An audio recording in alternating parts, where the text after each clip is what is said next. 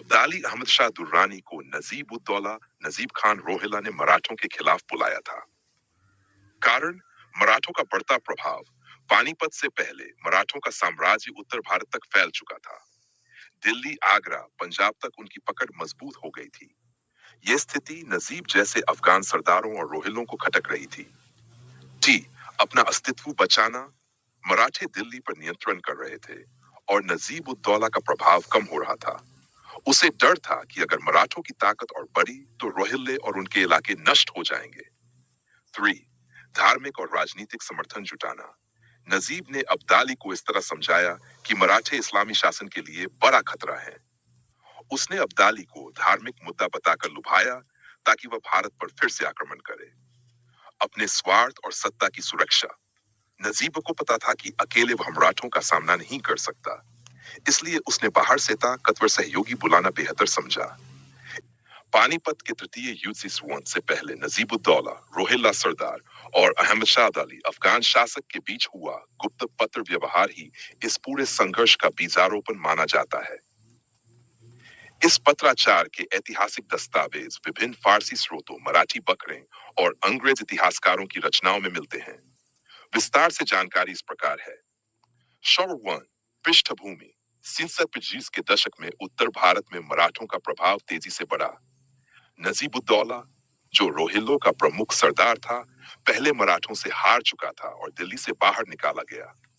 वह मराठों से बदला लेना चाहता था और अपनी सत्ता को बचाने के लिए एक बाहरी शक्तिशाली मददगार की तलाश में था।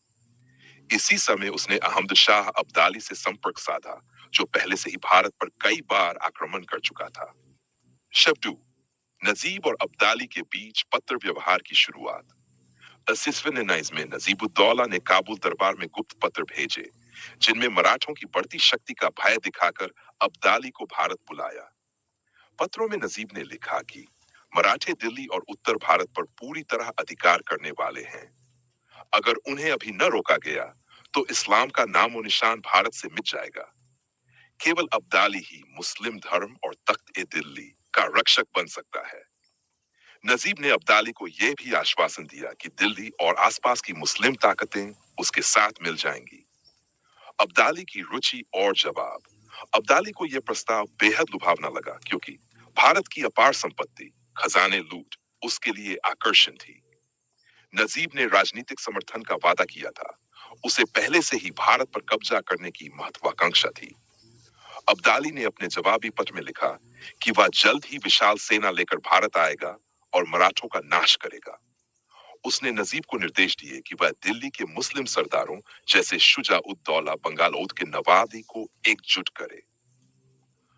गुप्त पत्राचार की सामग्री वर्णन अनुसार इतिहासकारों जैसे कि काशी प्रसाद घोरे, सरजुगनाथ सरकार, गॉर्डन और फारसी दस्तावेज तारीख नजी के अनुसार नजीब ने अब्दाली को लिखा, हिंदुस्तान की सल्तनत मराठों के हाथ में चली जा रही है।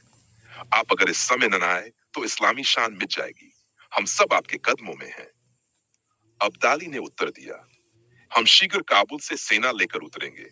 तुम्हें और तुम्हारे साथी सरदारों को मराठों से टकराने के लिए तैयार रहना है। हमारी मदद से तख्ते दिल्ली फिर से मुस्लिमों के पास रहेगा। परिणाम, इस पत्राचार के आधार पर अब्दाली ने सिर्फ 5960 में भारत पर पांचवां और सबसे बड़ा आक्रमण किया। नजीबुद्दौला उसकी रहनुमाई करता हुआ पंजाब से लेकर दिल्ली तक आया। इस गठबंधन में नजीब, अवध का नवाब शुजा-उद-दौला और कुछ अन्य मुस्लिम सरदार शामिल हो गए। अंततः ये गुप्त साजिश पानीपत की तीसरी लड़ाई 4 जनवरी 6 का कारण बनी, जिसमें मराठों की करारी हार हुई। निष्कर्ष, नजीब और अब्दाली के बीच हुआ यह गुप्त पत्राचार केवल दो व्यक्तियों का नहीं, बल्कि उस समय के उत्तर भारत के राजनीतिक संतुलन को पलट देने वाला षड्यंत्र था। नजीब की व्यक्तिगत दुश्मनी और सत्ता बचाने की चाह ने मराठों को अब्दाली से भिड़ने पर मजबूर किया और परिणाम स्वरूप भारत का राजनीतिक भविष्य लंबे समय तक अंग्रेजों के पक्ष में झुक गया।